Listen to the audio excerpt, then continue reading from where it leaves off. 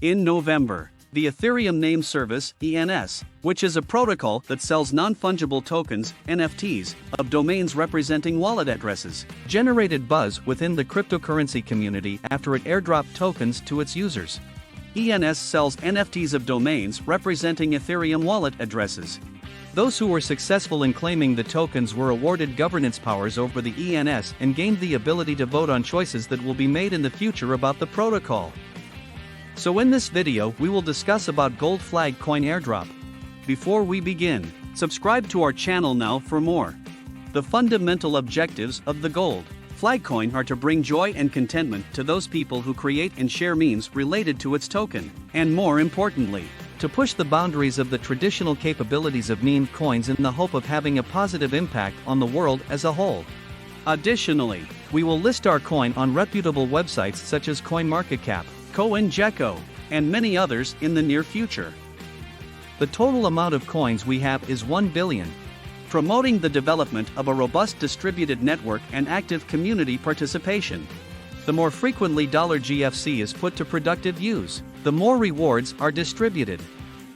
Because it was so well received, it inspired other Ethereum projects to also airdrop tokens. Even though airdrops have been around for a while, they've recently grown more widespread.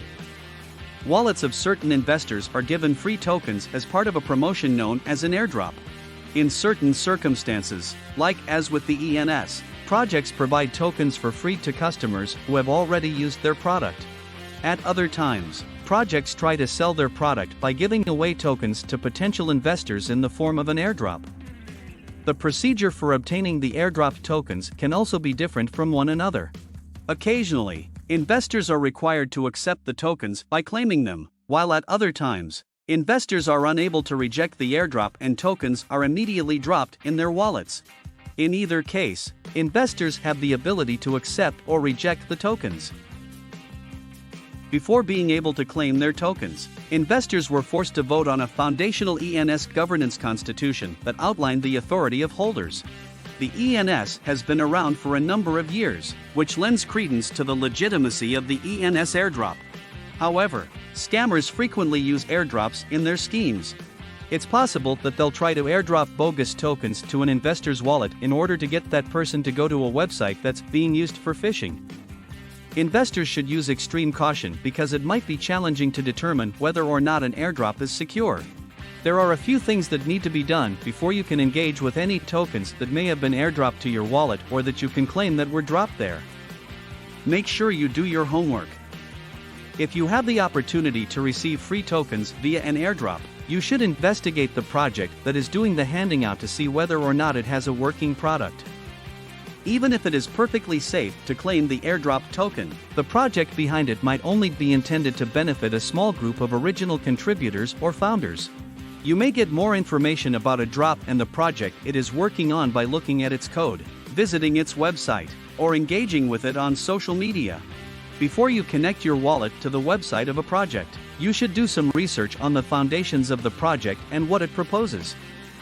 The value of the tokens that were recently distributed for free by OpenDAO and GasDAO, two Ethereum-based projects, skyrocketed almost immediately but then started to fall again. Some people were excited about the airdrops, while others were concerned because they believed the projects that were behind the tokens were lacking in product development and utility, and that they posed a security risk. This happens rather frequently. If tokens end up in your wallet as a result of an airdrop that you did not start, it is recommended that you wait before engaging with them. There are certain airdrops that will ask you to visit a website in order to sell or trade the tokens, but you should be aware that this could be a phishing attempt on their part to gain access to your wallet and funds. Keep an eye out for warning signs. When conducting research, there are a few frequent red flags that should be kept in mind.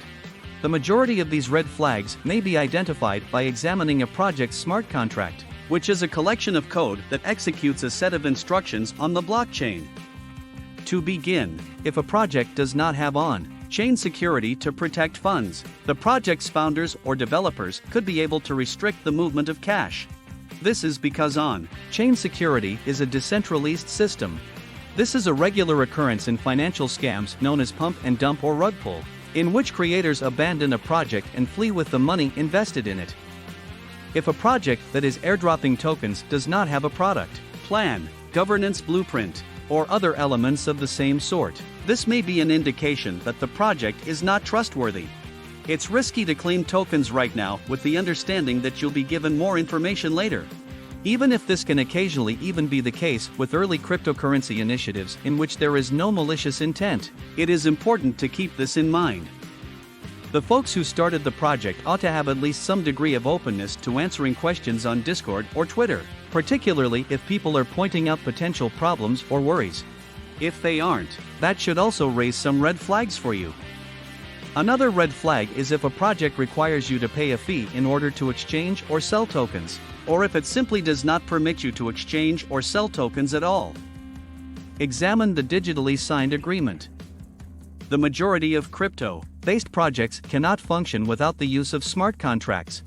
It is worthwhile to investigate the smart contract that underpins a project, despite the fact that smart contracts can be extremely technical, or to ask someone who is educated about the space to investigate it on your behalf.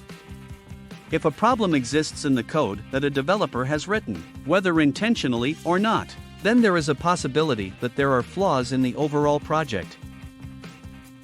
That's it for this video.